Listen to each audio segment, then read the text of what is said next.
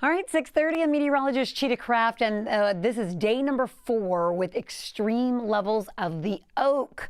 Every single day this week, I've been updating you on this number, and it has consistently stayed at these extreme levels. So again, heads up to all of my allergy sufferers. This time of the year is really when the oak starts to explode, but it can linger like this sometimes through even mid and the latter part of April. So keep in mind right now it's the oak.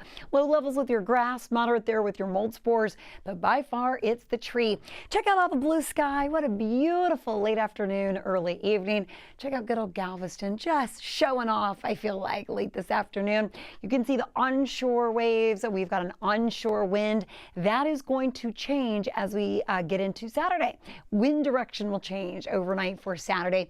Here's a look at Bush Intercontinental Airport. See that camera lens bouncing back and forth just a little bit? We do have some breezy winds. Now, these winds are expected to die down overnight, and that's actually what's going to allow a little bit of fog for your early morning tomorrow for Friday morning.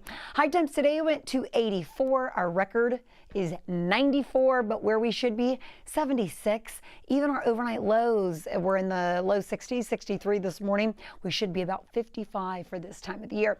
Your official sunset this evening is at 7:37. Don't forget, each night over the next 2 months, the sunset will go back by 30 seconds to about a minute every single night. So it gets a little later and a little later.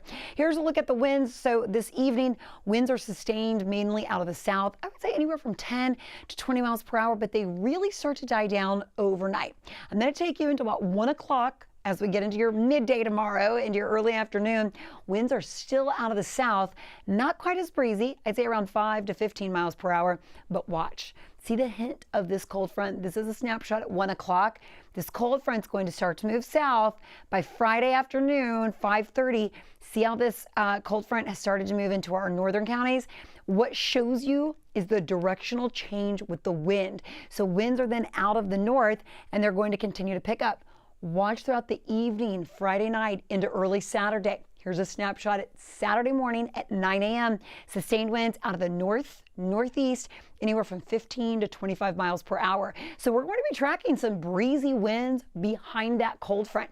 If you have any plans Saturday morning or really even through Saturday afternoon, winds are going to stay breezy. Keep that in mind. The weather is going to be spectacular. Low relative humidity, dry conditions on Saturday, but the winds are expected to remain breezy. Here's a look at 6:30 in the evening on Saturday, still out of the north, northeast. That's going to keep a cool, dry wind, but still it will stay breezy. So if you have any plans on Saturday, heads up. Quick turn though on Sunday, those winds start to already change out of the direction more out of the south, southeast, and that will increase the humidity beginning on Sunday and lasting through next week. This evening, temperatures will be dropping into the 70s. Nice quick turn there into the upper 60s. If you're planning to go maybe to the UH watch party, don't forget this evening. I think it'll be really, really nice with temperatures mainly in the mid to low 70s. Let's dive into your Friday forecast. So tomorrow I am expecting some fog. I would say patchy fog. Visibility is anywhere from like a half to maybe 3 miles. So not enough to need a dense fog advisory, but just heads up, low cloud ceilings. By lunchtime, clouds are going to lift, break, lots of sunshine, warming pretty quickly. Notice high temps go to 89, the record tomorrow afternoon at 90, closing in on those records. If you're planning to head out to the Texas Children's Open at Memorial Park, it's always really, really fun. Tomorrow will be the warmest day, 89, and then that cold front moves through. Remember how it's going to stay breezy for Saturday. Temperatures will be dropping behind it. There's that 78, and on Sunday, you're back into the mid to low 80s. 80s are going to stick around, and let me show you why. Big area of high pressure that's been in control backs off a little bit to our east as we get into early next week. That shows me that maybe it could allow some rain chances because our winds will be mainly out of the south next week. But as it backs off, that's actually going to influence a big part of the East Coast towards the end of next week. We need the rain. I'm hoping we can squeeze out maybe a few showers by Wednesday or Thursday of next week. That's kind of our best chance right now. Look at the drought. Today, the latest drought report was released around 10 a.m. this morning. And you can see all the areas now under a severe drought.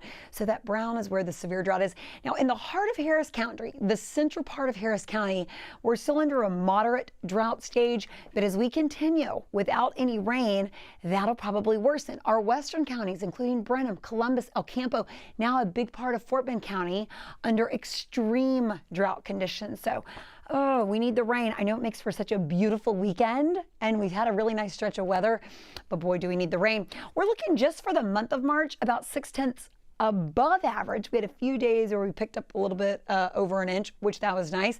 However, for the year to date, about 1.5 inches below average. Still not that bad.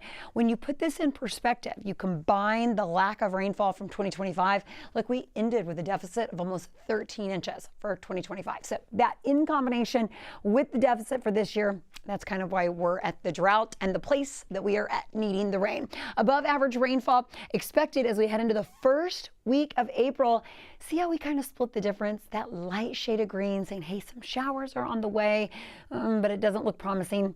Maybe towards the end of next week, maybe warmer than average temperatures to continue for the first week of April. And that means us here locally and the state of Texas. That also rolls into a big part of the East Coast. Looking at your 7-day forecast, high temps tomorrow afternoon go to 89. You're into the upper 70s Saturday afternoon.